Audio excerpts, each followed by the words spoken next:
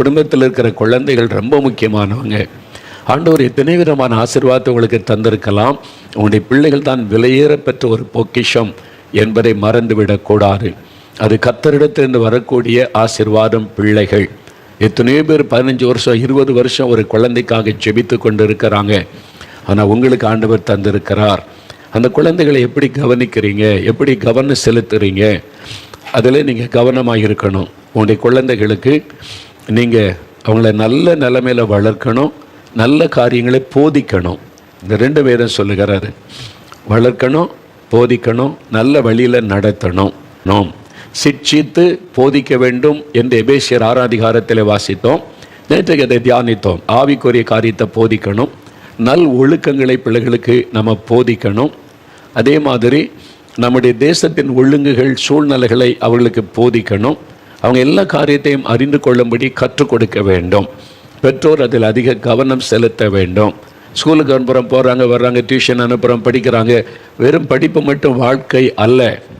24 மணி நேரம் படிப்பு படிப்பு படிப்பு மார்க்கு, அதெல்லாம் வாழ்க்கை. அது நம்முடைய வாழ்க்கையில் ஒரு அங்கம், அவ்வளவுதான். ஏன் படிக்காதவங்க ஒருத்தர் வாழலையா? பிஸ்னஸ் பண்ணி பெரிய பெரிய கோடீஸ்வரர்கள் ஆகியிருக்கிறாங்க. அதனால் அது ஒன்று தான் வாழ்க்கைன்னு நினச்சி பிள்ளைகளை அதில் அடிமைத்தனம் ஆக்கி விடாதுங்க. படிப்பில் உற்சாகப்படுத்துங்க. படிக்கணும், நம்ம பிள்ளைகள் வெற்றி பெறணும், சாதிக்கணும், அதெல்லாம் இருக்குது. அதுக்கெல்லாம் ஜெபிக்கிறோம். அது ஒன்று தான் பிள்ளைகளுடைய எதிர்காலம் வாழ்க்கைன்னு நினச்சிடக்கூடாது. அதனால் பிள்ளைகளை எல்லா காரியத்திலையும் அவங்க கற்று தேர்ந்தவர்களாய் காணப்படுவதற்கு பெற்றோர் தான் நீங்கள் கவனமாக இருக்கணும். அதில் சின்ன வயசுலேயே பிள்ளைகளை நீங்கள் கவனித்தீர்கள் என்றால் உங்கள் பிள்ளைகளுக்குள்ள இருக்கிற தாளந்துகள் கிருபைகள் வெளிப்படும். நீங்கள் கவனமாக பார்க்கணும். நிறைய பேர் அதை பற்றி யோசிக்கிறதில்ல. வெறும் படிப்பு படிப்பு படிப்பு மார்க்கு, அது மட்டுமல்ல, பிள்ளைகளுக்குள்ள தேவன் உங்களுக்கு கொடுத்த ஒவ்வொரு குழந்தைகளுக்குள்ளும் விசேஷித்த சில தாளந்துகள் இருக்கும். சில பிள்ளைகளுக்கு மியூசிக் வாசிக்கிற தாளந்து இருக்கும். சில பிள்ளைகளுக்கு நல்லா பாடுகிற தாளந்து இருக்கும். சில பிள்ளைகளுக்கு சில காரியத்தை ஆராய்ந்து கண்டுபிடிக்கிற டேலண்ட் இருக்கும். சில பிள்ளைகளுக்கு விளையாட்டில் நல்ல தாளந்துகள் இருக்கும். இப்படி பிள்ளைகளுக்குள்ள விசேஷமான பல காரியத்தை ஆண்டவர் வைத்திருக்கிறார். அது இன்னது என்பதை நீங்கள் கண்டறிந்து அதிலேயும் உற்சாகப்படுத்தணும். படிக்கவும் செய், இதையும் செய் என்று. படிப்பு மட்டும்தான், இது தேவையில்லை அப்படி சொல்லாதங்க. பிள்ளைகள் நல்லா விளையாடுறாங்களா, அந்த விளையாட்டுத்துறையில் உற்சாகப்படுத்துங்க. அதையும் செய்ய, உன்னால் படிக்கவும் முடியும், ஆண்டவர் உதவி செய்வார், அதையும் செய்யணும். இல்லை படிப்பு தான் முக்கியம், விளையாட்டுலாம் தேவையில்லை, மியூசிக்கெல்லாம் தேவையில்லை, வெறுமனை படின்னு சொல்லி பிள்ளைகளை இன்றைக்கு நீங்கள் சொல்லிட்டீங்கன்னா நாளைக்கு சொல்லுவாங்க, என் பெற்றோரே என் ஆசையை குழி தோண்டி புதைச்சிட்டாங்க, ஆண்டவர் எனக்கு கொடுத்த தாளந்துகளெல்லாம் கெடுத்துட்டாங்கன்னு சொல்லுவாங்க. அதுதான் நீங்கள் கவனமாக இருக்க வேண்டிய காரியம். அதனால் பிள்ளைகளுக்குள்ள தேவன் ஆண்டவர் என்ன கிருபையை வைத்திருக்கிறார் என்பதை கண்டுபிடித்து அதிலேயும் பிள்ளைகளை உற்சாகப்படுத்துங்க. படிப்பு படிக்கவும் உற்சாகப்படுத்துங்க. ஆண்டவர் 2யுமே ஆசீர்வதிக்க முடியும்.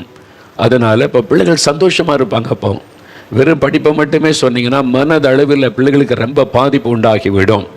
நிறைய பிள்ளைகள் பாதிக்கப்படுறாங்க. அதனால் அதுக்கு இடம் கொடுக்காதபடி அவங்களுக்குள்ளே இருக்கிற தாளந்து கண்டுபிடிங்க. சரியா? சரி, இப்போ சின்ன பிள்ளைகளை நீங்கள் கண்டித்து வளர்க்கணும் என்றெல்லாம் நேற்றுக்கு சொல்ல, பிரம்பு வாங்குங்க, பைபிளில் இருக்குது பிரம்பை கையாடணும்னு சொல்லி. அதனால தான் சரி, கண்டித்து வளர்க்கணும். அடுத்தது ரொம்ப முக்கியமான சவாலான கட்டம், பிள்ளைகள் இளம் வாலிப பருவத்தில் வரும்போது, டீனேஜ் பருவம்னு சொல்லுவோம்ல, 13, 14, 15, 16, 17, 18, 19, அந்த டீனேஜ் பருவம். இதுதான் நிறைய பெற்றோருக்கு சவாலான ஒரு பருவம். அந்த நிறைய பேர் அதை கவலைப்படுவதே இல்லை. பிள்ளைகள் சின்ன பிள்ளைகளாக இருந்து வாலிப பிராயத்துக்குள்ளே பிரவேசிக்கிறாங்க டீனேஜ் பருவத்தில். அந்த சமயத்தில் பெற்றோர் ரொம்ப கவனமாக பிள்ளைகளை கவனிக்கணும். ஏனென்றால் அவங்களுக்கு ஃப்ரெண்டாக நீங்கள் மாறி பிள்ளைகளுக்கு அதுக்கு முன்னால் வரைக்கும் பெறமெடுத்திருப்பீங்க, கண்டிச்சிருப்பீங்க, வித்தியாசமாக இருந்திருப்பீங்க. டீனேஜ் பருவத்தில் வந்த உடனே நீங்கள் முதல்ல மாறணும். பேரண்ட்ஸ் முதல்ல சேஞ்ச் ஆகணும். உங்கள் மனநிலை மாறணும். ஏன்னா இப்போ பிள்ளைகள் டீனேஜ் பருவத்தில் வந்துட்டாங்க. அவங்க சின்ன குழந்தைகள் கிடையாது பெரம்பு கூட்டு மிரட்டுறதுக்கு. இப்போ டீனேஜ் பருவம், கொஞ்சம் விவரம் தெரிய ஆரம்பிச்சிடும். அப்போ பிள்ளைகளுக்கு நீங்கள் ஒரு ஃப்ரெண்டாக மாறினாதான் பிள்ளைகளை சரியாக கைட் பண்ணி வளர்க்க முடியும். அப்படி இல்லாமல் நீங்கள் இன்னும் 5 வயசு குழந்தை மாதிரி கண்டிப்பாக இருக்கிறன்னு பார்க்காத, பேசாத, தொடாத, அதை பார்க்காத, இதை செய்யாதன்னு வளர்த்திங்கன்னா பிள்ளைகள் பாதிக்கப்பட்டு போயிடுவாங்க. அதனால் டீனேஜ் பருவம் வந்தபோது உங்கள் மனநிலை முதல்ல மாற வேண்டும். ஏன்னு சொன்னால் டீனேஜ் பருவத்தில் அந்த பிள்ளைகளுடைய சரீரத்தில் உண்டாகிற மாற்றம் அவனுடைய மனநிலைமையிலையும் ஒரு மாற்றத்தை கொண்டு வரும். இதை நீங்கள் புரிந்து கொள்ள வேண்டும். அவனுடைய சரீரத்திலே பல மாற்றங்கள் வாலிப பருவத்துக்கு வருகிறார்கள். இயற்கையாய் ஆண்டவர் அவங்களுக்கென்று வைத்திருக்கிற பல ஆசீர்வாதமான மாற்றங்கள் வரும். அது ஆண்டவர் மனிதனுக்கு தருகிற ஒரு பிளஸ்ஸிங். அதனால தான் சிலர் சொல்லுவாங்க, பிள்ளை இத்தனை வயசு ஆகி போச்சுங்க, பெரிய பிள்ளை ஆகலை அப்படின்னு ஜெபிக்க கூட்டிகிட்டு வர தாய்மாரை பார்த்துருக்கிறேன். ரொம்ப பாரம் இல்லை, கஷ்டம். அது மாதிரி பிள்ளைகளுக்காக நான் ஜெபித்திருக்கிறேன். அது ஒரு ஆசீர்வாதம், பிளஸ்ஸிங். அது அந்த பருவத்தில் ஆண்டவர் கொடுக்குற ஆசீர்வாதம். அதை நீங்கள் பயமுறுத்திடக்கூடாது பிள்ளைகளை. அவங்களுக்குள்ள ஒரு பயத்தை உண்டாக்கி அவங்கள சிந்தனையிலே தவறான காரியத்துக்குள்ளே நடத்திடக்கூடாது. அந்த டைமில் நீங்கள் ரொம்ப கவனம் செலுத்தி பிள்ளைகளுக்கு அதை குறித்து கற்றுக் கொடுக்கணும், சொல்லி கொடுக்கணும். அந்த பருவத்தில் அவங்களுக்கு ரொம்ப கவனம், பையன்களும் சரி பெண் பிள்ளைகளும் சரி. ஆனால் பெண் பிள்ளைகளுக்கு தான் அதிக கவனம் செலுத்தணும். அந்த டைமில் நீங்கள் டாக்டர்கிட்ட போனீங்கன்னா அவனுடைய சரீரத்துக்கு அடுத்த காரியத்தில் என்னென்ன உணவு கொடுக்கணும், இந்த டைமில் என்ன மாதிரி அவங்க உணவுலாம் கொடுத்து அவங்களுடைய சரீரத்தை பாதுகாக்கணும், அது அவங்களுடைய பிற்காலத்தில் அவங்களுடைய சுகமாக இருக்க ஏதுவாக இருக்குன்னு டாக்டர் சொல்லுவாங்க. நீங்கள் அது மாதிரி டாக்டர்கிட்ட போய் ஆலோசனை கேட்கணும். அப்போ அவங்க சொல்லி கொடுப்பாங்க. அது கட்டாயம் அவசியம். பேரண்ட்ஸு அது தெரியும். எங்கள் அம்மா எங்களை வளர்த்தாங்கல்ல, எங்களுக்கு எல்லாம் தெரியும்ல அப்படின்னு சொல்லுகிற பெற்றோரும் உண்டு இருக்கலாம். இந்த காலம் நிறைய மாற்றங்களை சந்திக்கிற ஒரு காலம். பிள்ளைகள் விதவிதமான பிரச்சனையை சந்திக்கிற ஒரு காலம். அதனால் அவனுடைய சரீர காரியத்திலும் நீங்கள் பிள்ளைகள் கவனம் செலுத்த வேண்டியது அவசியம். நீங்கள் இப்படி சொல்கிறீங்க. சமீபத்தில் ஒரு கணவன் மனைவி, இளம் தம்பதிகள், திருமணமாகி 2-3 வருஷம், இளம் தம்பதிகள் தான், நல்ல பிள்ளைகள், பக்தி உள்ள ஜெபிக்கிற பிள்ளைகள். அவங்க என்னை பார்த்து உங்கள்கிட்ட பேசணும்னு ஜெபிக்க வந்தாங்க. கற்பத்தின் ஆசீர்வாதத்துக்காக ஜெபிக்க சொன்னாங்க. நானும் ஜெபம் பண்ணினேன். அப்போ அவங்க அங்ககிட்ட சொல்லு அப்படின்னு, உன் பிரச்சனை சொல்லுன்னு அந்த கணவர் சொல்லுகிறார். அந்த மகளும் பேசுகிறாங்க. என்ன காரியம் அப்படின்னு கேட்டால் வேதனையான ஆச்சரியமான ஒரு காரியம். என்ன தெரியுமா, அந்த மகள் பெரிய பிள்ளையாக பிறகு சரீரத்தில் உண்டாகிற ஒரு மாற்றம் இருக்குல்ல, அது அவள் பெரிய பிள்ளை ஆனதில் இருந்து திருமணமாகும் வரைக்கும் தினந்தோறும் பெரும்பாடு வியாதி, எவ்ரிடே. அது மாதத்தில் 3 நாள் தான் அந்த பிரச்சனையை பெண் பிள்ளைகள் சந்திக்கும். இந்த மகளுக்கு எவ்ரிடே, தினந்தோறும். அவளுக்கு தப்பாகவே தெரியல. ஏன்னா அது தப்பு, இது ஒரு மிஸ்டேக்குன்னு யாருமே சொல்லலை. யார் சொல்லணும்? தாய். என்னம்மா சொல்கிறேன்னு கேட்டேன். ஆமாங்கள், எனக்கும் அது தப்பு, ஏதோ ஒரு மிஸ்டேக்குன்னு தெரியும். அதோ பெண் பிள்ளைகள்னால் டெய்லி இது மாதிரி இருக்கும் போல அப்படின்னு நினச்சி திருமணமான பிறகு கணவன்கிட்ட சொன்ன பிறகு மாமியார் தான் கவனித்து டாக்டர்கிட்ட கூட்டிகிட்டு போய் எல்லாம் கவனித்து உதவி செய்து அந்த மகளுக்கு காப்பாற்றி இருக்கிறாங்க. நான் கேட்டேன், உங்கள் அம்மா இல்லையா? இருந்தாங்க. அம்மாட்ட சொல்லலையா? சொன்னேன். அவங்க என்ன சொன்னாங்க? அது பெரிய பிள்ளை ஆகிட்டா இது வரும், நீ இப்படி தான் இதை எதோ பயன்படுத்திக்க, அவ்வளோதான் சொன்னாங்களே தவிர அதை பற்றி வேறு ஒன்றுமே சொல்லி கொடுக்கல. இது மாதத்தில் 3 நாள் அந்த பிரச்சனை இருக்கும், நீ அதை தாண்டி வரணும், இது ஆண்டவர் கொடுத்த ஒரு பிளஸ்ஸிங் தான், நீ பயப்படாத, இதை எப்படி டீல் பண்ணணும், இது அவ்வளோதான், அதில் ஏதாவது பிரச்சனை இந்த அம்மாட்ட சொல்லு. இதெல்லாம் ஒரு தாயினுடைய பொறுப்பு இல்லையா? அந்த தாய் அதை செய்தாங்களா? எனக்கு உண்மையில் அந்த தாய் மேலே ஒரு பெரிய கோபமே வந்தார். என்ன தாய் அது என்பதாய். அந்த மகள் சின்ன பிள்ளை மாதிரி இன்னசென்ட்டாக சொல்ல, காலேஜில் படிச்சுட்டு வந்த பிள்ளை இவ்வளோக்கும். ஏன்னா வெளியில் சொல்கிறதுக்கு பயம், யார்கிட்டையும் கேட்க பயம். பெண் பிள்ளைகள்னா லைஃப் லாங்காக இப்படி தான் போல அப்படின்ற ஒரு எண்ணம். யாருமே என்ன தெரியாது, அறியாமை, சொல்லலை. நிறைய பேர் சொல்ல, இந்த காலத்தில் இப்படியுமா இருக்கிறாங்க நிறைய பிள்ளைகள் வெளியே சொல்லாமல். என்ன சொல்லிக் கொடுக்கல, ஒரு தாய் தானே சொல்லிக் கொடுக்கணும். தாயினுடைய தவறு பாவம் என்று சொல்லுவேன். இப்போ அவனுடைய மாமியார், அவங்க சொல்கிறாங்க, என் மாமியார் ரொம்ப அன்பானவங்க, என்னை சொந்த மகளை போல நேசித்து எனக்கு எல்லா விதத்தில் உதவி செய்தாங்க. அதனால் நான் அதிலேருந்து மீண்டு வந்துட்டேன். என் கணவர் ரொம்ப நல்லவர், இதெல்லாம் புரிந்து கொண்டு எனக்கு உதவி செய்தாங்க. பார்த்தீங்களா, ஒரு தாயை பற்றி அந்த மகள் சொல்ல முடியலையே. நிறைய பேரண்ட்ஸ் பண்ணுகிற தவறு. அதனால் அந்த பிள்ளைகள் பருவ மாற்றம் அடையும் போது டாக்டர்கிட்ட கொண்டுப்பாங்க. நல்ல பெண் டாக்டர்ஸ் இருப்பாங்க. அவங்க பிள்ளைகளுக்கு சொல்லி கொடுத்து நீங்கள் சொல்லணும், இது இந்த வயதில் ஆண்டவர் கொடுக்குற ஒரு ஆசீர்வாதம், நாம் அதை எப்படி பாதுகாத்து நடந்து கொள்ளணும், அதை கற்றுக் கொடுக்கணும், சொல்லி கொடுக்கணும். இப்போ நான் சந்தித்தது எப்படின்னா, இது தெரியாமல் எத்தனை பிள்ளைகள் இருப்பாங்க, யோசித்து பாருங்கள். அதனால் பெற்றோர் இந்த காரியத்தில் கவனம் செலுத்தாவிட்டால் பிள்ளைகள் தவறுவதற்கு ஏதுவாகிவிடும். அதனால் நீங்கள் தான் பொறுப்பு. அதனால் பையங்களுக்கு கூட அந்த டீனேஜ் பருவம் வரும்போது அவங்களுக்கு வரக்கூடிய சோதனை உங்களுக்கு தெரியணும், அவங்க சந்திக்கிற பிரச்சனை தெரியணும். அதற்கு உங்கள்கிட்ட வந்து எப்படி பிள்ளைகள் பேசுவாங்க? நீங்கள் ஃப்ரெண்டாக மாறணும்.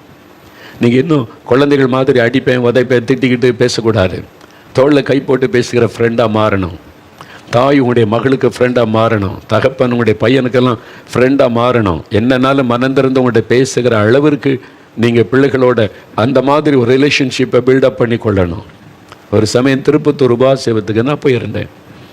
அப்போ ஒரு இடைவேளை நேரத்தில் சிலருக்கு நான் ஜெபிப்பேன் பேசி. 2 டீனேஜ் கேர்ள்ஸ் வந்திருக்கிறாங்க. இளம் பிள்ளைகள் 2 பேர் ஸ்கூலில் படிக்கிறாங்க. 9th அவ்வளோதான் படிக்கிறாங்க. அப்போ டீனேஜ் பருவம் ஒரு 14-15 வயசு இருக்குன்னு வைங்களேன். 2 பிள்ளைகள். ஒரு பிள்ளை பயந்துக்கிட்டே நிற்குது. ஒரு பிள்ளை வந்து சொல்லுது, அங்கிள் இது என் ஃப்ரெண்டு உங்கள்கிட்ட பேசணுமா, பயப்படுறான்னு சொல்லி. ஏம்மா பயம், உனக்கு எதுக்காக நான் ஜெபிக்கணும் அப்படின்னு கேட்டேன் பாருங்க. கண்ணில் கண்ணீர், ஏதோ மனசில் இருக்கிறது சொல்ல முடியல, கண்ணீர். சரிம்மா ஓகே, நான் எதுனாலும் அங்கிள் ஜெபிக்கிற, உனக்கு என்ன பிரச்சனை? அவள் சொன்னாள், நான் இப்போ தான் 9th படிக்கிறாங்கள். ஒரு பையன் என் பின்னாலே வர்றான், எனக்கு லெட்டர் கொடுத்துக்கிட்டே இருக்கிறான், கடிதம் கொடுக்குறான் அப்படின்னு சொல்லி. அது அவனுடைய பிரச்சனை. பையன் பின்னால் துரத்திக்கிட்டே இருக்க, கடிதம் கொடுக்குறான், பதில் கொடுன்னு கேட்குறான். நீ என்ன பண்ணேன்னு கேட்டேன். நான் இன்னும் நிறைய படிக்கணும்ல அங்கிள், நான் நிறைய படிக்கணும், இப்போ தான் 9th படிக்க, நான் 12th படிக்கணும், காலேஜ் படிக்கணும், நான் ஒன்றுமே பதில் சொல்லலை அப்படின்னா. ஆனால் அவன் தொடர்ந்துக்கிட்டே இருக்கான், லெட்டர் கொடுத்துக்கிட்டே இருக்கிறான். சரி இக்னோர் பண்ணிட வேண்டியதானே அப்படின்னா, அந்த மகள் சொல்லுகிறாள், நீ எனக்கு பதில் கடிதம் தராட்டா நான் தற்கொலை பண்ணி செத்துருவேன் அப்படின்னு சொல்கிறான். செத்துருவானோ? அந்த பிள்ளை பாருங்கள், ஒரு இன்னசெண்டாக அந்த பிள்ளை பேசுது. அதுக்கு ஒன்றும் தெரியல. இன்னசெண்டாக அந்த பிள்ளை வரக்கூடிய ஒரு சோதனை, அது என்னது, அதை எப்படி டீல் பண்ணனே அந்த பிள்ளைக்கு தெரியல. நான் உடனே கேட்டேன், உங்கள் அம்மா கிட்டே இதை சொன்னியான்னு கேட்டேன். எங்கள் அம்மா கிட்ட போய் நான் சொன்னேன், அம்மா இப்படி ஒரு பையன் லெட்டர், நீ பொம்பளை பிள்ளை, நீ தான் அப்படி இருக்கணும் இப்படி இருக்கணும், ஒன்னால தான் இப்படி. பிள்ளை திட்டுறாங்க. அவங்க சூழ்நிலையை புரிந்து கொள்கிற நிலைமையில் இல்லை. ஒரு பிள்ளை சொல்கிறத கவனமாக கேட்டு, நம்ம பிள்ளை ஏதோ ஒரு பிரச்சனை சந்திக்கிற அவங்களுக்கு கைட் பண்ணணுமே, இந்த சிந்தை அந்த தாய்க்கு இல்லை. எத்தனை தாய்மார் அப்படி இருக்கிறீங்க? நீங்கள் சீரியல் பார்க்குறதுக்கு பிள்ளையை நெருங்க விடாமல் திட்டி அனுப்பிக்கிட்டே இருக்கிறீங்க. உங்கள் சுயநலத்துக்காக பிள்ளைகளுக்கு நேரம் கொடுக்காம, ஆலோசனை கொடுக்காம, நீ தான் குற்றவாளின்ற மாதிரி பிள்ளைகளை. அதனால் இந்த பிள்ளைக்கு என்ன, அப்போ நான் தான் தவறு, பெண் பிள்ளைகளாக இருப்பதே தவறு, அந்த உணர்வு அந்த பிள்ளைக்கு வந்து விட்டாது. தாய்கிட்ட பேச முடியல, பதில் சொல்லலை, புரிந்து கொள்ளலை. நான் கேட்டேன், சரிம்மா அவங்க அப்பா கிட்ட பேசினியான்னு. அவர் சொன்ன ஒரு வார்த்தை பாருங்க, எங்கள் அப்பா என்கிட்ட பேசவே மாட்டாங்க. என்ன தகப்பன் பாருங்க, எங்கள் அப்பா என்கிட்ட பேசவே மாட்டாங்க. என்ன சண்டையா பிள்ளை கூட, அது சின்ன பிள்ளை ஸ்கூலில் படிக்குது. என்ன தகப்பன் பாருங்க. அப்போ ஆண்டவர் பார்ப்பார், நான் இந்த வீட்டுக்கு ஒரு குழந்தை கொடுத்தா தகப்பனுக்கும் அதை குறித்த உணர்வு இல்லை, அந்த தாய்க்கும் அந்த பிள்ளை குறித்த சிந்தை இல்லை. கிறிஸ்தவங்க அந்த பிள்ளை கண்ணீரோடு நிற்கிது. அப்போ யோசித்து பாருங்க, இந்த பிள்ளை ஃப்ரெண்டுக்கிட்ட போய் பேசியிருந்தா என்ன நடந்திருக்கும்? கூட படிக்கிற ஃப்ரெண்டுக்கிட்ட எனக்கு ஒருத்தர் லெட்டர் கொடுக்கான், என்ன பண்ணுன்னு தெரியல, பயமாக இருக்குதுன்னு சொன்னால் அந்த பிள்ளைகள் என்ன சொல்லி இருக்கும்? கற்பனை பண்ணி பாருங்கள். எனக்கெல்லாம் ஒருத்தனும் தரமாட்டேங்கிறான், நானாக இருந்தால் இந்நேரம் பதில் கொடுத்துருப்பேன், தப்பாக தானே சொல்லியிருக்கோம். அப்போ இப்படி தான் உலகம் போல் அந்த பிள்ளை தவறான பள்ளியில் போயிருக்கும்ல. யார் காரணம்? தாய் தகப்பன். பிள்ளைகளை கூட்ட சொல்கிறோம், நீங்கள் தானே காரணம். நிறைய பிள்ளைகள் தவறுவதற்கு காரணம் யார்? நான் சொன்னேன், மகளே நீ அழாத, இயேசு உனக்கு உதவி செய்வார், அவர் உன்னை நேசிக்கிறார், பாதுகாக்கிற தேவன். அதனால் இன்னும் நீ இதுக்கெல்லாம் இடம் கொடுக்காத, நீ இன்னும் படிக்கணும், நீ படித்து முடிக்க 5-6 வருஷம் ஆகும். இப்போவே இதில் கவனம் செலுத்தினா அவன் படிப்பு போயிடும், எதிர்காலம் போயிடும், எல்லாம் பாதிச்சிடும். இல்லைங்கள் அவன் செத்துருவேன்றானே, சாகட்டாவே, அவன் யார் உனக்கு? சாகவே மாட்டான். அவன் எத்தனை பிள்ளைகளுடைய வாழ்க்கையை கெடுக்கன்னு நினைக்கானே தெரியாது. இந்த வயசில் அவனுக்கு எதுக்கு இதெல்லாம்? அவன் பாருங்கள் 9ஆவது படிக்கும்போதே அப்படின்னா அவன் சாகவே மாட்டான். உன்னை பயமுறுத்துவான். நீ கண்ணை மூடிட்டு சொல்லு, நோ, பதிலும் தர முடியாது, என்கிட்ட வராதன்னு நோ சொல்லிட்டு படிப்பில் கவனம் செலுத்து. ஆனால் அவங்க அப்பா கிட்ட நீ, அவங்க பேசாட்டானே, நீ போய் பேசு, அப்பா எனக்கு இப்படி ஒரு பிரச்சனை இருக்குது, எனக்கா ஜெபம் பண்ணுங்க அப்படின்னு சொல்லு. கிறிஸ்தவங்க தானே, பேசு அப்படின்னு சொன்னேன். தைரியப்படுத்தி, இயேசு உனக்கு கூட இருக்கிறார், தகப்பனாக இருக்கிறார், தைரியமாக பேசு, இயேசுகிட்ட இந்த பிரச்சனையை கொண்டு போன்னு சொன்னேன். சரி அங்கிள் நான் ஜெபிக்கிறேன்னு சொல்லி அந்த பிள்ளைக்குள்ள ஒரு தைரியம் வந்தது. எவ்வளோ பிரச்சனை சந்திக்கிறாங்க இந்த சமுதாயத்தில் பிள்ளைகள். அப்போ பேரண்ட்ஸ் எவ்வளோ கவனம் செலுத்தணும் நீங்கள் அறிந்து கொள்ளணும். ஒரு சம்பவம் பாருங்கள், நாகர்கோவில் பட்டணத்தில் இப்படி தான் ஒரு பிள்ளை ஸ்கூல் படிக்குது. டீனேஜ் வந்துட்டு ஸ்கூலில் படிச்சுக்கிட்டு இருக்கிற ஒரு பிள்ளை, ஸ்கூல் ஃபைனல் படிக்குது, +2. ஸ்கூலுக்கு போகிற வர்ற வழியில் ஒரு 2-3 வாலிபைங்க நின்று இந்த பிள்ளையை பின்தொடர்ந்து பேசுகிறாங்க, கேலி பண்ணாங்க. அந்த பிள்ளை பதிலே சொல்லாமல் போனாலும் தூக்கிட்டு போயிடுவோம், கடத்திடுவோம்லாம் பேசுகிறாங்க. பணக்கார வீட்டு பையங்க, கார் வச்சுருக்கிறாங்க. இந்த பிள்ளை பாவம், ஏழை பிள்ளை, பயமுறுத்துகிறாங்க. இந்த பிள்ளைக்கு பயம் வந்து அம்மாக்கிட்ட சொல்லுது, அம்மா இது மாதிரி ஸ்கூலுக்கு போகிற வழியில் இப்படிலாம் என்னை மிரட்டுறாங்க, பயமுறுத்துறாங்கம்மான்னு சொல்லி. தாய் சீரியஸாக எடுக்கலை. சரி இப்படி தான் பையங்க அப்படி தான் இருப்பாங்க, நீ ஒதுங்கி போ, அவ்வளோதான். ரியல் ப்ராப்ளம் என்னன்னு உட்கார வச்சு பேசணும். டக்குன்னு ஒரு வார்த்தையில் பதில் சொல்லக்கூடாது. ஒரு பிள்ளை வந்து ஒரு காரியம் சொன்னால் முழுமையாக உடனே சொல்லாது. உங்களுடைய ரியாக்ஷனை பார்த்து தான் பிள்ளை மனம் திறந்து பேசும். உட்கார வச்சு, பயப்படாத, அம்மா இருக்கிறேன், உனக்கு என்ன பிரச்சனை சொல்லு, நான் உனக்கு ஹெல்ப் பண்ணுவேன், நீ மனம் திறந்து பேசும். அப்போ பிள்ளை மனம் திறந்து பேசும். நீங்கள் சட்டுன்னு முகம் திருப்பினா அந்த பிள்ளை எப்படி உங்கள்கிட்ட பேசும்? அந்த பிள்ளை பாருங்கள், தாய் புரிந்து கொள்ளலை.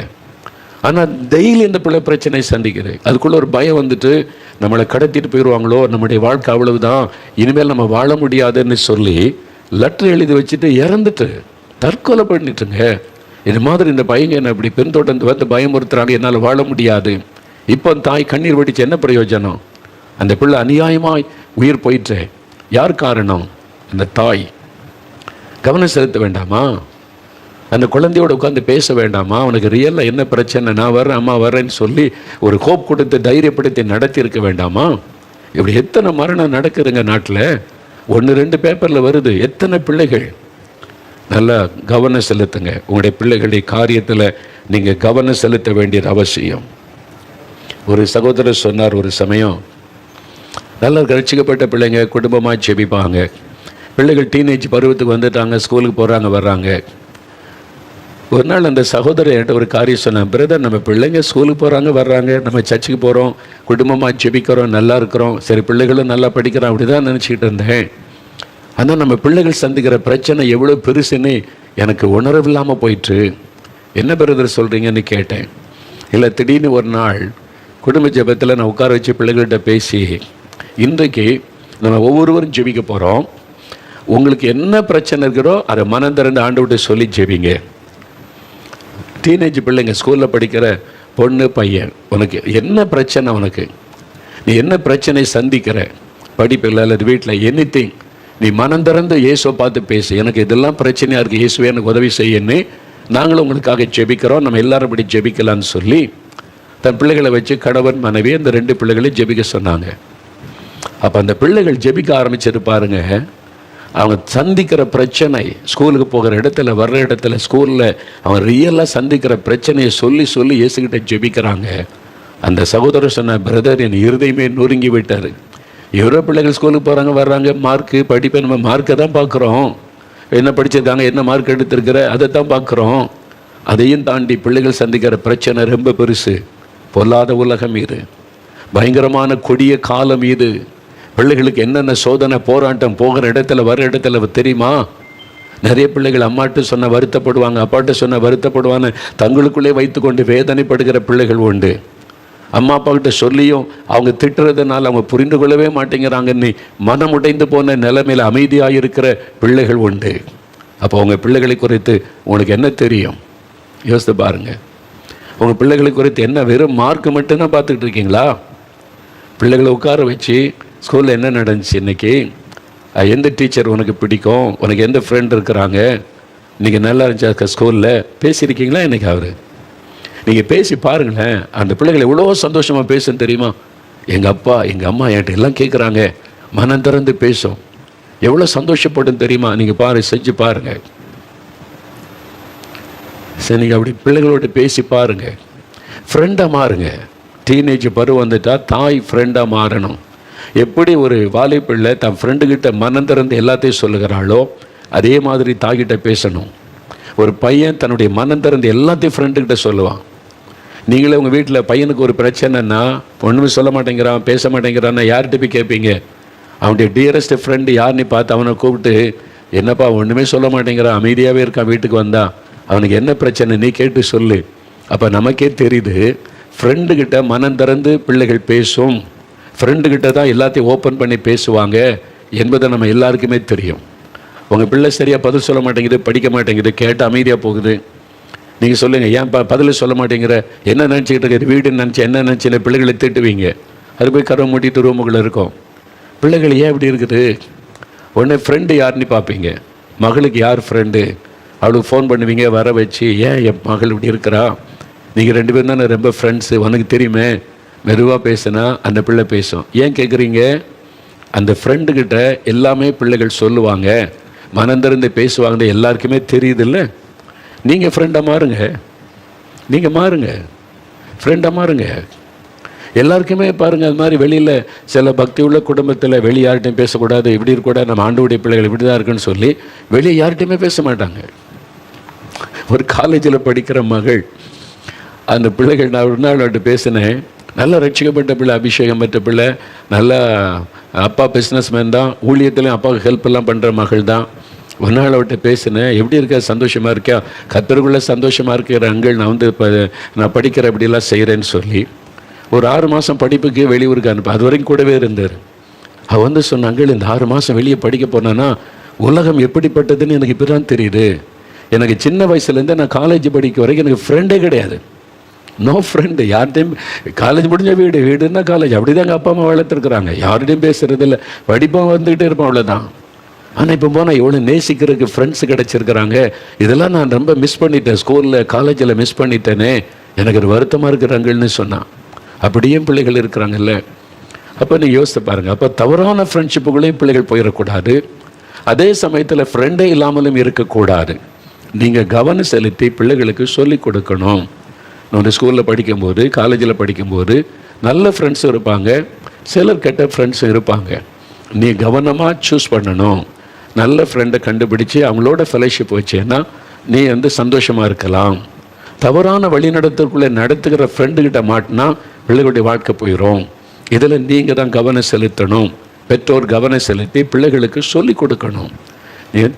எல்லாத்துக்கிட்டே அன்பாரு, எல்லாத்துக்கிட்டையும் பழக பேசு, ஆனால் லிமிட், எந்த லிமிட்டில் இருக்கணும், எதை தாண்டக்கூடாது, யார் கூட நீ ரொம்ப டியரஸ்ட் ஆஃப் ஃப்ரெண்ட்ஷிப் வச்சுருக்கிற, அதெல்லாம் கவனம் செலுத்தணும்.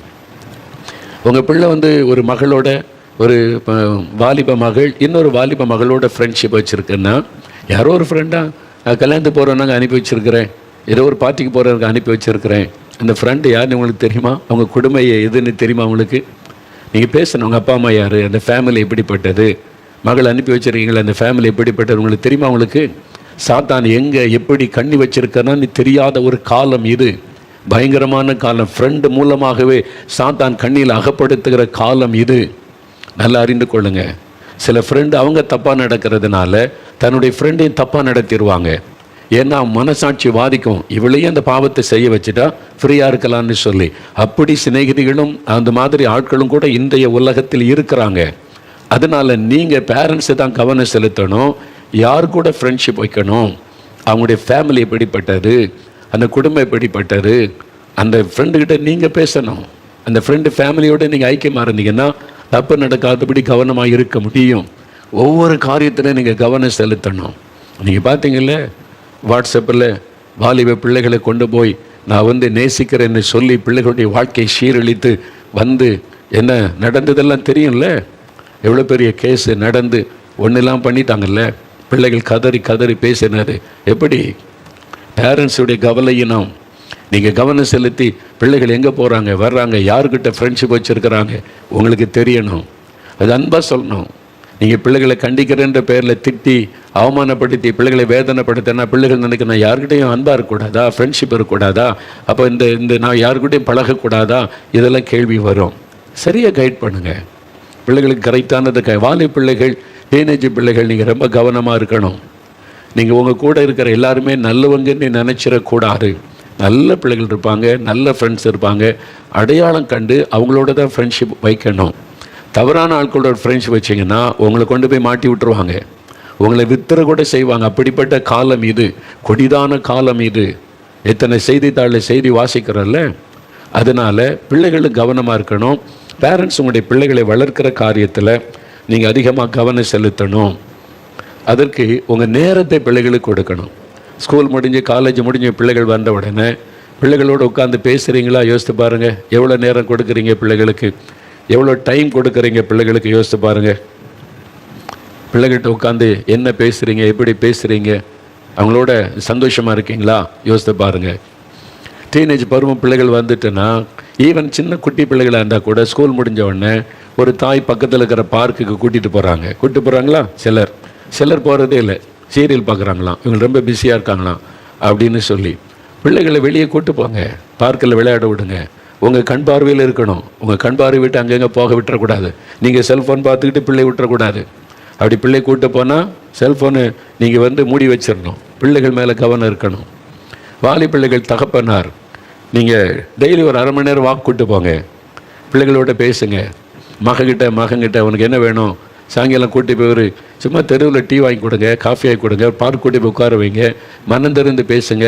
ஏதாவது என்ன சொல்லணும்னா டேடிகிட்ட சொல்லு, உனக்கு என்ன காரியம் சொல்லு, படிக்கிற இடத்துல ஏதாவது பிரச்சனை இருக்கா, எல்லாம் ஓகேவா, அப்படியே பேசி பழகுனீங்கன்னு வைங்க, பிள்ளைகள் மனம் திறப்பாங்க. எங்கள் அப்பா எனக்கு ஃப்ரெண்டு மாதிரின்னு சொல்லுவாங்க, எங்கள் அம்மா எனக்கு ஃப்ரெண்டு மாதிரி. உங்கள் பிள்ளைகள் சொல்ல முடியுமா? யோசித்து பாருங்கள். கண்டிக்கிறேன்னு சொல்லி 5 வயசு பிள்ளை மாதிரி 15 வயசு பிள்ளை நடத்தக்கூடாது. நீங்கள் மாறணும், உங்களுடைய சிந்தனை மாறணும், பிள்ளைகளுடைய அந்த காலகட்டத்துக்கு ஏற்றபடி நீங்கள் மாறணும். ரொம்ப முக்கியம் அது. அதனால் கவனம் செலுத்துங்க. நான் ஒரு ஸ்கூலுக்கு போயிருந்தேன். எல்லாம் ஸ்கூலில் படிக்கிற 9th 10th 11th 12th government எக்ஸாமுக்கு ஆயத்தப்படுறாங்களே, அந்த பிள்ளைகளுக்கு பேசுங்க நீ. அப்போ நிறைய பேரண்ட்ஸ் எல்லாம் வந்திருந்தாங்க, நிறையா உட்காந்துருந்தாங்க. கிறிஸ்தவர் அல்லாத பேரண்ட்ஸும் அந்த பிள்ளைகளும் இருந்தாங்க. அப்போ அந்த பிள்ளைகளுக்கு சில ஆலோசனை, படிப்புக்கு வேண்டிய ஆலோசனை, பரிசுத்தமாக இருக்க வேண்டிய ஆலோசனை எல்லாம் சொல்லிவிட்டு பேரண்ட்ஸுக்கு சொன்ன பாருங்க, பிள்ளைகளை எப்படி நடத்துகிறீங்க இப்படின்னு சில ஆலோசனை சொன்னேன். பிள்ளைகள் கை தட்டுறாங்க. அப்படியே பேரண்ட்ஸ் எல்லாம் பார்த்து சிரிக்கிறாங்க. அப்படின்னா பிள்ளைகள் எவ்வளோ பெரிய காரியத்தை உள்ளத்தில் அவங்க வச்சுருக்கிறாங்க. யோசித்து பாருங்கள். எங்களுக்காக இப்படி பேச ஆள் இல்லை அப்படின்றத நிறைய பிள்ளைகளுடைய ஒரு ஆதங்கம். நல்லா சொல்லுங்க அங்கிள் அப்படின்றாங்க. ஏன்னா பேரண்ட்ஸ் பிள்ளைகளுடைய உணர்வுகளை புரிந்து கொள்ளணும், ரொம்ப முக்கியம். அதுவும் அந்த டீனேஜ் பருவத்தில் வாலிப வயசு வரும் வரைக்கும். ஏன்னா நீங்கள் அந்த வயசில் செல்ஃபோன் வாங்கி கொடுத்துட்டிங்கன்னா பிள்ளைகளுக்கு அதை எப்படி பயன்படுத்தணும், அதில் என்னென்னு தெரியாது. அப்போ நீங்கள் ரொம்ப கேர்ஃபுல்லாக இருக்கணும். ஒரு அந்த டீனேஜ் பருவம் தாண்டி காலேஜ் படிப்புக்குள்ளே போஸ்ட் கிராஜுவேட் படிக்க போயிட்டாங்கன்னா பிள்ளைகளுக்கு ஒரு மெச்சூரிட்டி வந்துடும். லைஃப்பில் தீர்மானம் எடுக்க தெரியும். டீனேஜ் பருவத்தில் தீர்மானம் எடுக்க தெரியாது. அவங்களுடைய மனநிலையில் அலசடிப்படும். சொல்லுவாங்க, என்ன படிக்க போகிற? அவங்க அம்மா சொல்கிறாங்க, பிரதர் 6 மாதத்துக்கு முன்னால் நான் இதை படிக்க போகிறேன் அப்படின்னு சொன்னான். 3 மாதம் கழித்து இல்லை நான் இதான் படிக்க போகிறேன் அப்படின்றான். 1 மாதம் கழித்து இல்லை நான் இதான் படிக்க போகிறேன். ஒன்றும் இல்லை, இந்த 6 மாதத்துக்குள்ளே 4 சப்ஜெக்ட் சொல்லிட்டா பிரதர் அப்படின்னா. அந்த வயசில் அப்படி தான். ஒருத்தர் ஒன்று சொன்ன உடனே டக்குன்னு அதை படிச்சிடணும்னு தோணும். இன்னொருத்தர் இது பெஸ்ட்டுன்னு சொன்னோடனே அதை படிக்க தோணும். தீர்மானம் எடுக்கிறதுல ஸ்ட்ரகிள் இருக்கும் அந்த வயசு. நீங்கள் பிள்ளைகளுக்கு நிதானமாக போய் ஜெபம் பண்ணு, வேறு வாசி, ஆண்டவர்கிட்ட பேசு, என்ன படிக்கணும் என்ன செய்யணும்னு கேளு. ஆண்டவர் அழகாக உன்னை கைட் பண்ணுவார். நீங்கள் சொல்லிக் கொடுக்கணும். நானும் உனக்காக ஜெபம் பண்ணுறேன், ஆண்டவர் உனக்கு தீர்மானம் எடுக்க உதவி செய்வார் என்பதை பிள்ளைகளுக்கு நீங்கள் சொல்லிக் கொடுக்கணும். அது ரொம்ப முக்கியம். படிப்பு காரியம் மாத்திரம் அல்ல. பிள்ளைகள் விளையாட்டில் சிறந்து விளங்கி வந்துக்கிட்டே இருக்காங்கன்னா விளையாடலாம் கூடாது, படிப்பு தான் முக்கியம். அப்படி பேசாதங்க. பிள்ளைகளை உட்கார வச்சு படிப்பை விட்டுறக்கூடாது, கவனம் செலுத்தணும். விளையாடு, உனக்கு என்ன வேணும் நாங்கள் செஞ்சு தர்றோம், நீ சாதிக்கணும், எதில்னாலும் சாதிக்கணும், ஆண்டவர் கூட இருப்பார்னு சொல்லி கைட் பண்ணுங்க. உடனே ஒரு ஒரு முட்டுக்கட்டை போட்டு இப்படி தான் அப்படி தான் இதை செய்யக்கூடாது அதை செய்யக்கூடாதுன்னு பேசினா பிள்ளைகளுக்கு என்ன வந்துடுனா, ஏண்டா இந்த குடும்பத்தில் நான் பிறந்தேன் அப்படின்ற ஒரு மனநிலை உண்டாகிவிடும். அதுக்கு தயவுசெய்து இடம் கொடுக்காதங்க. கவனமாக பிள்ளைகளை டீல் பண்ணுங்க. நான் சில வீட்டுக்கு போகும்போது எனக்கு ரொம்ப ஆச்சரியமாக இருக்கும், சந்தோஷமாக இருக்கும். ஒரு வீட்டில் கணவன் மனைவி 2 பிள்ளைங்க, ஒரு பையன் ஒரு பொண்ணு, ஸ்கூல் முடித்து காலேஜ் போகிறாங்க. நான் வீட்டுக்கு போயிருக்கிறேன். அவங்க காலேஜ் முடிஞ்சு வந்தாங்க பையன் பிள்ளைகள்லாம். அப்பா மேலே தோளில் கை போட்டு பையன் உட்காந்து பேசுகிறான். அம்மா தோளில் விளையாடிக்கிட்டு அந்த பிள்ளை பேசுது. அவங்க பேசலாம் பார்த்தா எனக்கு ரொம்ப ஆச்சரிய வித்தியாசமாக, ஒரு தகப்பன் தாய் பிள்ளைகள் போல இல்லை, ஃப்ரெண்ட்ஸு, ஒரு 4 ஃப்ரெண்ட்ஸ் என்ன எப்படி பேசுவாங்க அந்த மாதிரி ஜாலியாக எல்லோரும் பேசுகிறாங்க. ஸ்கூலில் நடந்தது, காலேஜில் நடந்தது, பையங்க பேசினது, பிள்ளைகள் பேசினது, அதெல்லாம் அவங்க அப்படி பேசுகிறாங்க. நான் பார்த்துட்டு ரொம்ப சந்தோஷப்பட்டேன். அப்போ அவங்கள்ட்ட கேட்டேன், உங்களுடைய மகள் இதே இப்போ வாலிப பருவம் வந்துட்டா, காலேஜுக்கு போகிறா, பிரச்சனை இதெல்லாம் வந்தால் என்ன பண்ணுவீங்க? நான் அவன்கிட்ட சொல்லி கொடுத்துருக்குறேன், இந்த காலம் கோ எஜுகேஷன் சேர்ந்தானே படிக்கிறாங்க. நான் சொன்னேன், உன் கூட படிக்கிற எல்லோரும் ஃப்ரெண்ட்ஸ், அவ்வளோதான். யார்கிட்ட பையன்கிட்ட பேசினாலும் கண்ணுக்கு கண் பார்த்து பேசு, நேரடியாக பேசு. தாய் சொல்லி கொடுத்துருக்கா, நேரடியாக பேசு, கண்ணுக்கு கண்ணை பார்த்து நேரடியாக பேசு. எதுக்கு குறிஞ்சிக்கிட்டு தலையை குறிஞ்சிக்கிட்டு அப்படிலாம் பேச, நேருக்கு நேரம். உன் ஃப்ரெண்டு உன் கூட படிக்கிற, அவ்வளோதான். படித்து முடிச்சுட்டு அவன் ஒரு பக்கம் போ, நீ ஒரு பக்கம் வருவேன். மனசில் அதை ஆழமாக பதிச்சுக்க, தட்ஸ் ஆல், அவ்வளோதான். அது மாதிரி உள்ளத்தில் பதிச்சுக்க. அதனால் பாருங்கள், படிக்கிற காலத்தையும் படித்து முடித்து மேரேஜ் வரைக்கும் ஒரு காரியத்திலும் அவங்க இடம் கொடுக்கலை. சாட்சியான்னு இருக்காண்டு ஒரு உதவி செய். தாயினுடைய போதனை அந்த பிள்ளை. அதனால் அம்மாக்கிட்ட எல்லாம் சொல்லுது, இவன் இந்த மாதிரி என்கிட்ட பேசுகிறான், இவன் என்கிட்ட ட்ரை பண்ணுறான். அவங்க சொல்லிட்டாங்க, நீ இப்போ படிக்கிற வயசு, படித்து முடித்து வேலை பார்த்த பிறகு தான் அதெல்லாம் தீர்மானிக்கணும். அது ஆண்டவர் உதவி செய்வார், நீ கவனமாக இரு, அவ்வளோதான். நேரடியாக பேசு, டிஸ்டன்ஸ் கீப் பண்ணி, பேச்சில் கவனம் செலுத்து. கவனமாக நல்ல ஒரு ஆலோசனை கொடுத்தாங்க. நல்ல அந்த பிள்ளை இதை பிக்கப் பண்ணிச்சு, பிரச்சனையே இல்லை. நல்ல வாழ்க்கை அமைஞ்சு நல்லா இருக்கிறாங்க இன்றைக்கி. அது மாதிரி கவனிக்கணும். அமெரிக்கா தேசத்தில் டீனேஜ் பிள்ளைகளை வளர்க்குறது ரொம்ப கஷ்டம்பாங்க, ரொம்ப கஷ்டம். அவங்க சொல்கிறாங்க, பிரதர், அதாவது நம்ம தமிழ் பிள்ளைகள் ரொம்ப கஷ்டப்படும், தமிழ் ஃபேமிலி. ஏன்னா நம்முடைய கலாச்சாரம் வேறு, அவங்க கலாச்சாரம் வேறு. அவங்க காலேஜில் டீனேஜ் பருவம் வந்துட்டாலே பாய் ஃப்ரெண்டு கேர்ள் ஃப்ரெண்ட் எத்தனை இருக்குன்னு கேட்குறாங்க. நிறைய கேர்ள் ஃப்ரெண்ட் இருக்கணுமா, நிறைய பாய் ஃப்ரெண்ட் இருக்கணுமா, இல்லாட்டினா எல்லாம் கேலி பண்ணுறாங்க ஸ்கூலில். அதிலே பிள்ளை டிப்ரெஷன் ஆயிடுதுன்றாங்க. என்னெல்லாம் பிரச்சனை வருது பாருங்கள். உண்மையில் ஏன்ட்டு சொன்னேன், மகள் டிப்ரெஷன் ஆகிடுறா பிரதர். எதுக்கு நான் இவளுக்கு ஒரு பாய் ஃப்ரெண்டு இல்லைன்னு எல்லோரும் கேலி பண்ணுறாங்க என்ன. நான் சொன்னேன், அதெல்லாம் பெருசாக எடுக்கவே கூடாது. உலகம் அப்படி தான்.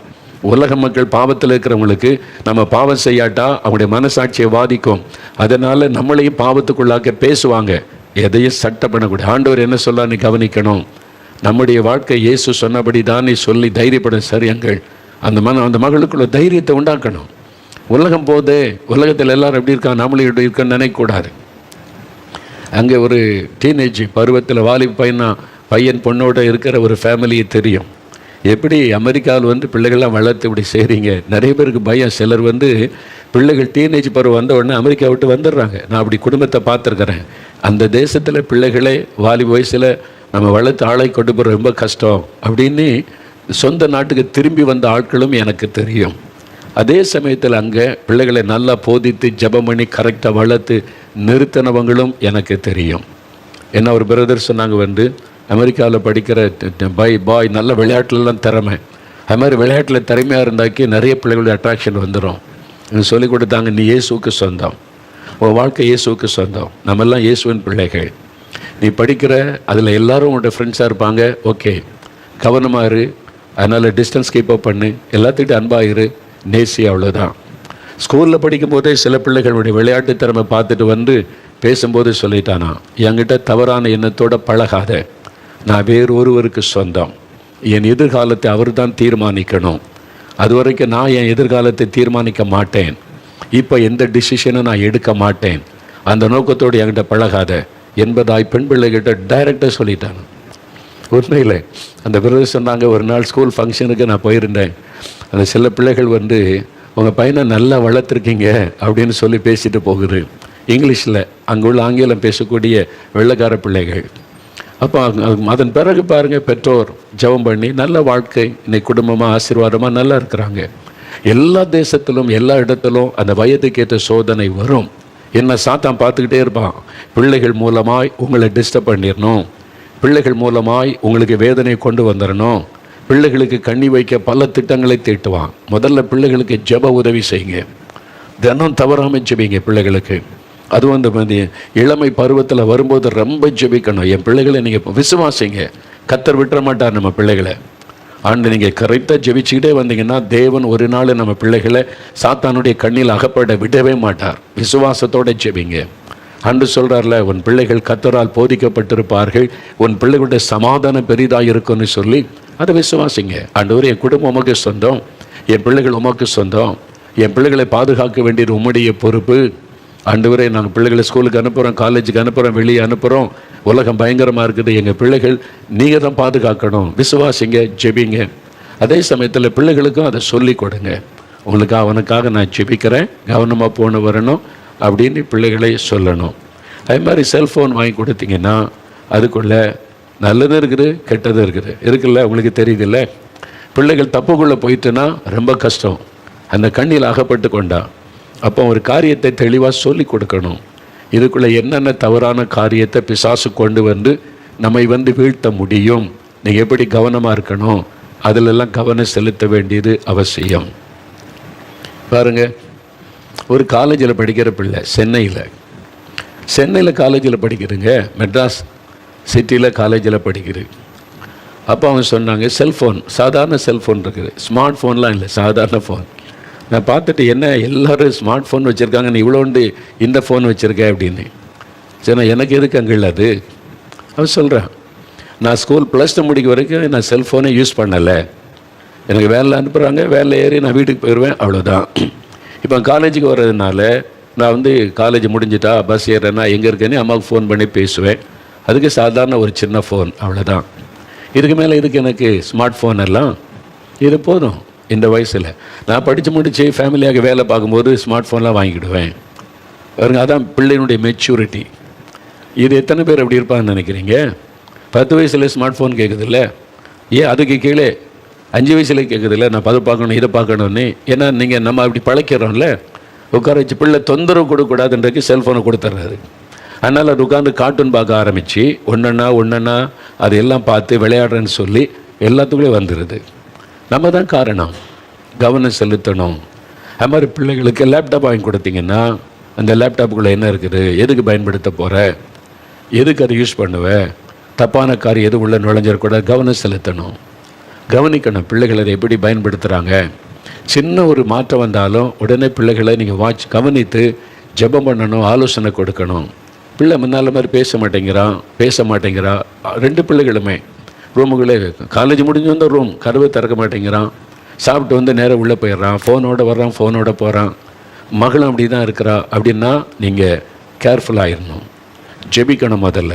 அப்புறம் பிள்ளைகளை உட்கார வச்சு பேசணும். வீட்டுக்கு வந்தால் நாங்கள்லாம் இருக்கிறோம், எங்களோட பேசு. வெறும் செல்ஃபோன் வாழ்க்கை கிடையாது, மூடி வை. இதெல்லாம் ஆரம்பத்திலே நீங்கள் சொல்லிக் கொடுத்துட்டா பிள்ளைகள் அதை பழக்கத்துக்கு வந்துடுவாங்க.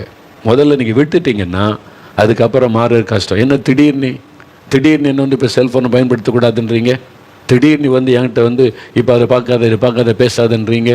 அப்போ ஆரம்பத்திலே நீங்கள் சொல்லியிருந்தால் பிள்ளைகளுக்கு விளங்கும். நீங்கள் அதை கவனம் செலுத்தணும். நிறையா பாருங்கள், வாலிப ரூமுக்குள்ளே இருந்துக்கிறான், வீட்டுக்கிட்ட பேசுகிறதே இல்லை, சாப்பிட உட்காந்து கூட சாப்பிட ஒரு தட்டில் வாங்கிட்டு செல்ஃபோனோட உட்காந்து சாப்பிட்டுக்கிட்டு இருக்கிறான் அப்படின்னு சொல்கிறாங்க. தவறு. நீங்கள் ஜெபம் பண்ணி கவனமாக இந்த காரியத்தில் டீல் பண்ணணும். ஏன்னா அவங்க பிள்ளைகள் ரொம்ப முக்கியமானவங்க.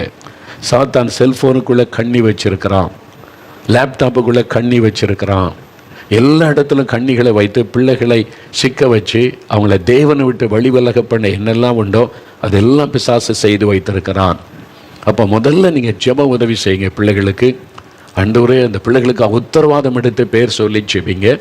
அந்த ஜெபம் உங்களுடைய பிள்ளைகளை பாதுகாக்கும். அடுத்தது, பிள்ளைகளோடு உட்காந்து பேசணும். அவங்க கோபப்பட்டு போனாலும் அடுத்த நேரம் உட்கார வச்சு எப்படியாவது பேசணும். சில பிள்ளைகள் அப்படியெல்லாம் வரவே மாட்டேன்னு அரங்கண்டா போனாங்கன்னா சம்திங் ராங். ஏதோ ஒரு பிசாசனுடைய போராட்டம் இருக்குது. நல்ல ஆவிக்குரிய உங்களுடைய பாஸ்டர்கிட்ட போதுட அபிஷேகம் பெற்ற ஊழியக்காரர்கிட்ட சொல்லி ஜெபிக்க வைங்க. உபவாசம் எடுங்க, வாரத்தில் ஒரு நாள் உபவாசம் பண்ணி பிள்ளைகளுக்கு ஜெபிங்க. அது உங்களுடைய பிள்ளைகளுக்கு பாதுகாப்பாக இருக்கும். இதெல்லாம் நம்ம செய்யணும். எவ்வளோ பெரிய பொறுப்பு இல்லை? இதெல்லாம் நம்ம பிள்ளைகள் காரியத்தில் கவனிக்கணும், செய்யணும். அதுக்கப்புறம் எல்லாம் முடிஞ்ச பிறகு உட்காந்து அழுதுகிட்டே இருந்து என்ன பிரயோஜனம்? அதனால் கவனம் செலுத்தணும். ஒரு சமயம் ஒரு உண்மை சம்பவத்தை நான் வாசித்தேன். ஒரு ஜட்ஜி, பிரபலமான ஒரு நீதிபதி, அவர் சட்ட புஸ்தகம்லாம் எழுதியிருக்கிறார். இந்த சட்ட புஸ்தகம் இருக்குல்ல, அதுக்கெல்லாம் விளக்கம் எழுதி பெரிய பெயர் புகழ் பெற்ற ஒரு ஜட்ஜி. அவர் ரொம்ப நாளாக எழுதி பெரிய புக்கெல்லாம் ரிலீஸ் பண்ணி அதுக்கு அப்ளாஸ் வாங்கி அதுக்காக பாராட்டெல்லாம் பெற்ற ஒரு ஜட்ஜி. அவருடைய மகன் பெரிய குற்றத்தை செய்து அகப்பட்டு கொண்டான் போலீஸில். ஒரு குற்றவாளியாய் அவனை ஒரு கொலைகாரனாக கொண்டு போய் நீதிமன்றத்தில் நிறுத்தினாங்க. ஜட்ஜ் அவனை விசாரித்து, ஜட்ஜ் அவனை பார்த்து, உங்கள் அப்பா எவ்வளோ பெரிய ஜட்ஜு, சட்ட புஸ்தகம்லாம் எழுதினவங்க, இவ்வளோ பிரபலமான ஜட்ஜுடைய மகன் நீ இந்த மாதிரி ஒரு தப்பு பண்ணிட்டே தம்பி, நீங்கள் நீதிமன்றத்தில் குற்றவாளியாக நிற்கிறியே, ஏன் இப்படின்னு கேட்டார். அவன் சொன்னான், நான் இன்றைக்கு குற்றவாளி கூண்டில் ஒரு குற்றவாளியாய் தவறு செய்தவனாய் நிற்கிறதற்கு காரணமே எங்கள் அப்பா தான் என்று சொன்னான். ஜட்ஜ் அதிர்ந்துட்டார். என்ன தம்பி சொல்கிற நீ? அவர் எவ்வளோ ஒரு நீதியான ஒரு நீதி அரசர், அப்படி ஒரு நல்ல ஜட்ஜ், எவ்வளோ அருமையான புத்தகம்லாம் எழுதி இங்கே நீதித்துறைக்கு உதவி செய்தவர். உங்கள் அப்பா தானே சொல்கிறேன். அப்போ சொன்னால், நான் இளம் வாலிப வயசில் வந்தபோது ஸ்கூலில் பிரச்சனை, காலேஜில் படிக்கும்போது காலேஜில் பிரச்சனை, மற்ற ஃப்ரெண்ட்ஸ் மூலமாக வந்த சோதனை நெருக்கம், என்ன தீர்மானம் எடுக்கிறது என்ன பண்ணுறதுன்னு தெரியல. நான் ஆலோசனை கேட்க எங்கள் அப்பா கிட்ட போகும்போதெல்லாம் எழுதிக்கிட்டே இருப்பாங்க, புக்கு வாசிக்கிட்டே இருப்பாங்க. அப்பா அவங்கள்ட்ட ஒரு 10 நிமிஷம் பேசணுன்னா, அப்பா ரொம்ப பிஸிடா, நான் எல்லாம் எழுதிக்கிட்டு இருக்கேன்டா, நான் பிறகு சொல்கிறேன்பாங்க, அவ்வளோதான், நோ டைம். நான் போகும்போதெல்லாம் எங்கள் அப்பா புக்கு எழுதிக்கிட்டு இருப்பாங்க, படிச்சுக்கிட்டு இருப்பாங்க. நான் உட்காந்து ஒரு 10 நிமிஷம் பேசுன்னு சொன்னால் கூட ரொம்ப பிஸிடா, அப்பா ரொம்ப பிஸின்னு சொல்லி என்னுடைய பிரச்சனை அவங்க கேட்கவே இல்லை. நான் சந்திக்கிற பிரச்சனைக்கு ஒரு சொல்யூஷன் கேட்கணும் அப்பா கிட்ட போகும்போதெல்லாம் எனக்கு டைமே அவங்க கொடுக்கல. நான் இவ்வளோ நாள் போய் பார்த்தேன், வாசலில் நிற்பேன், ரூமுகளை போவேன், கோ நான் முக்கியமான வேலையில் இருக்கேன், டிஸ்டர்ப் பண்ணாதுன்னு சொல்லிடுவாங்க. அதனால தவறான ஃப்ரெண்ட்ஷிப், தவறான ஆட்கள், தவறான ஆலோசனை, நான் இந்த அளவுக்கு குற்றவாளியாய் மாறினதற்கு காரணம் என் தகப்பனார் என்று சொன்னான். யோசித்து பாருங்க. அந்த ஜட்ஜி பார்த்துட்டு அப்படியே ஆச்சரியப்பட்டு சொன்னார், இவ்வளோ பெரிய புக்கை எழுதி பிரபலமாகி பெயர் புகழை பெற்றுக்கொண்டார், ஆனால் அவருடைய மகனை இழந்து விட்டார் என்பதாய் அவர் சொன்னார். நீங்கள் இவ்வளோ பணம் சம்பாதி, எல்லாம் உங்களுக்காக தானே பணம் காலையில் போனால் ராத்திரி வரைக்கும் கடை ஆஃபீஸு கேட்டால் உங்களுக்காக தானே பணம் சம்பாதிக்கிறேன், உங்களுக்கு தானே வேலை செய்கிறேன். பிள்ளை கேட்பாங்க, அப்பா கொஞ்சம் வாங்க, கடைக்கு போகணும், டைம் இல்லை. அம்மா கொஞ்சம் வாங்க, என் கூட துணைக்கு ஒரு பொருள் வாங்கணும், டைம் இல்லை. யாரையும் அவங்களை கூட்டு போ பக்கத்து வீட்டில் அந்த பிள்ளை கூட்டிகிட்டு போ. பிள்ளைகளுக்கு டைம் கொடுக்கல. நீங்கள் அதெல்லாம் ஒரு பெரிய பாவம், உணர்ந்து கொள்ளுங்க. அதனால் பிள்ளைகள் தவறான தீர்மானத்துக்குள்ளே போவதற்கு வாய்ப்புகள் உண்டாகி விடுகிறாரு.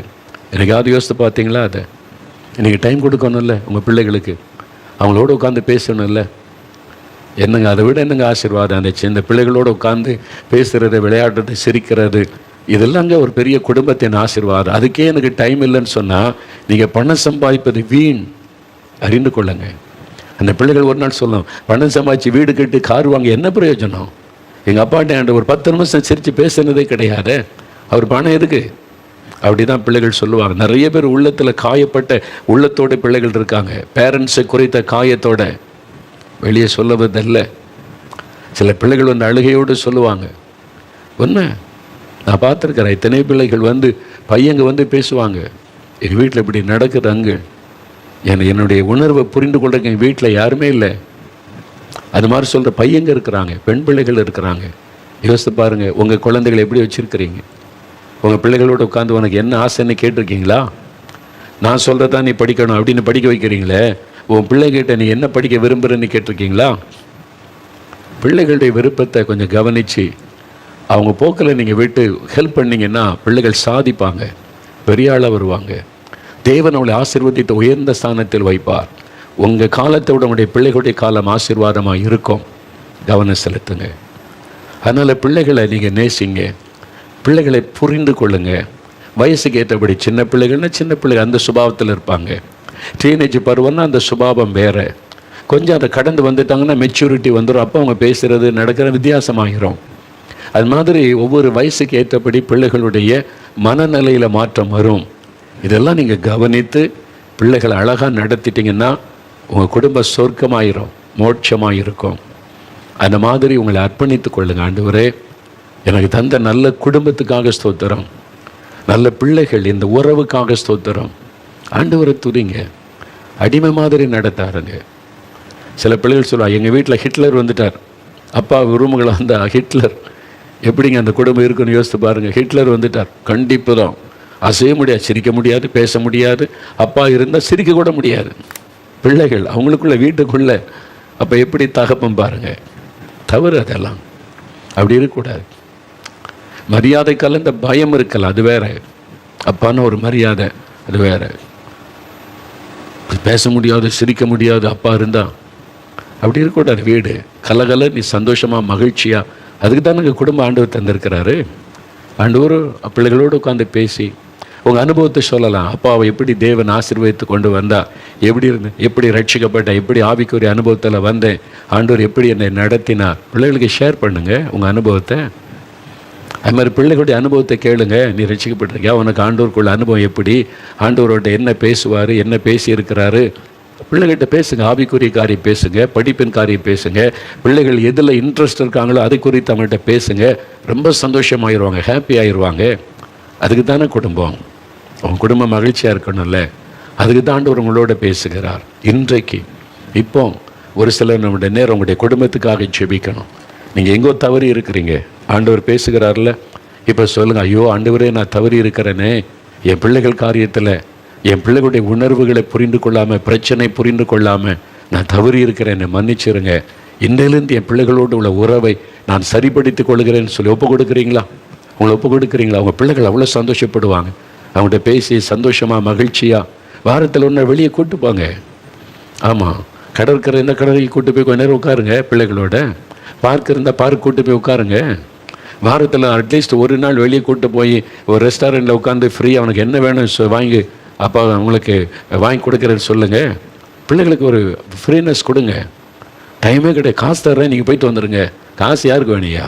நாளைக்கு இந்த பிள்ளைகள் லட்ச லட்சமாக சம்பாதிக்கும். இந்த அன்பு கிடைக்குமா? இந்த உறவு கிடைக்குமா? யோசித்து பாருங்கள். அதனால் நீங்கள் இப்போ ஆண்டு விட்டு சொல்லுங்கள், ஆண்டவரே நான் தவறு செய்திருக்கிறேன். என் பிள்ளைகள் காரியத்தில் நீங்கள் பிள்ளைகளை கொடுத்தீங்க, பிள்ளைகளுடைய உணர்வுகளை புரிந்து கொள்ளலை, ஆசைகளை புரிந்து கொள்ளலை. நான் ஒரு என் விருப்பத்தை நிறைவேற்றிட்டேன், நான் தப்பாக இருந்துட்டேன், என்னை மன்னிச்சிருங்க. இன்னையிலேருந்து என் பிள்ளைகளோட நான் இப்படி ஐக்கியப்படணும் அப்படின்னு சொல்லி ஒப்பு கொடுக்குறீங்களா? அப்போ உங்களுடைய குடும்பமே ஒரு குட்டி மோட்சமாக மாறிடும். ஜெபிக்கலாமா? உங்களுடைய வலது கரத்தை உயர்த்தி அல்ல இருதயத்தில் கை வைத்து, ஆண்டவரே என்னை மன்னிங்க, நான் சரியாக என் பிள்ளைகள் காரியத்தில் நடந்து கொள்ளலை, எனக்கே அது தெரியலை, தப்பு பண்ணிட்டேன், என்னை மன்னிச்சு இனிமேல் என் பிள்ளைகள் காரியத்தில் நான் சந்தோஷமாக ஞானமாய் நடக்க எனக்கு உதவி செய்யுங்க. என்னை கேளுங்க. முதல்ல உங்களுக்காக ஜெபம் பண்ணுங்க. தகப்பனே, யார் யார் இருதயத்தில் கை வைத்து என் பிள்ளைகள் காரியத்தில் நான் தவறிட்டேனே, நான் தப்பு விட்டேனே, ஆண்டவரே என்னை மன்னியும், நீர் எனக்கு கொடுத்த பொக்கிஷம் என் பிள்ளைகள், நீ கொடுத்த பெரிய ஒரு ஆசீர்வாதம் என் குழந்தைகள், அவங்க மேலே நான் கவனம் செலுத்த, ஜெபிக்க, அவங்களோட பேச, அவங்களோட உறவாட, அவங்களை சந்தோஷமாய் வைத்திருக்க என்னை ஒப்பு கொடுக்கிற ஆண்டவரே, என்னை கிருபை கொடுங்க, உதவி செய்யுங்க. என் தவறை மன்னித்து அதை சரிப்படுத்த எனக்கு கிருபை தாங்க. இன்று முதல் என் வீட்டுக்குள்ள உறவுகள் சரிபடட்டும், அன்பு ஐக்கியம் உண்டாகட்டும், பிள்ளைகளோடு மகிழ்ந்திருக்கிற ஒரு ஆசீர்வாதமான அனுபவத்தை எனக்கு தாரும், எங்களுக்கு தாரும். எங்களை ஒப்பு கொடுக்கிற ஆண்டவரே, எங்க குடும்பம் அப்படி மாறட்டும் ஆண்டவரே, என்னை ஒப்பு கொடுக்கிறேன் ஆண்டவரே. அப்படி யார் யார் ஜெபிக்கிறாங்களோ அந்த சகோதரன் அந்த சகோதரியை தொடும், அந்த வீட்டில் இருக்கிற குழந்தைகளை தொட்டு ஆசீர்வதியும், இளம் பிள்ளைகளை ஆசீர்வதியும், பிள்ளைகள் குடும்பத்தில் பெற்றோரோடு மகிழ்ந்திருக்கும்படிக்கு கர்த்தர் செய்யும். நீர் அப்படி ஆசீர்வதித்து விட்டு அன்பிற்காக ஸ்தோத்திரம். இயேசு கிறிஸ்துவின் நாமத்தில் ஜெபிக்கிறோம் பிதாவே. ஆமென்.